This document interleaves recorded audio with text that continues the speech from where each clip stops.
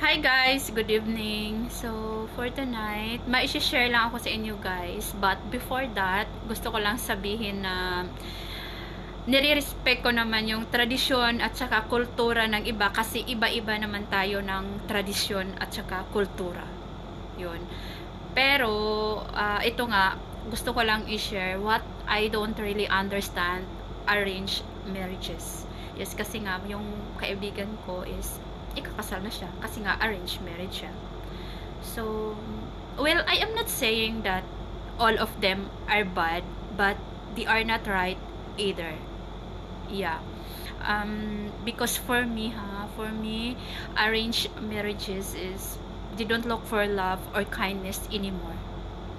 They always look about what does he do for a living, does he have a house, is she pretty, or how much is the dowry. Yes, it's not always about the person, it's always about the money and the social status. Yes, and at the end they put two strangers together and expect them to build a life.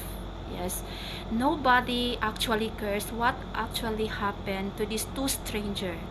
They might not like each other, they might not connect each other, they might not love each other, but still they have to stay. So make it make sense. For me, marriage should be about love, not a transaction. So yun lang.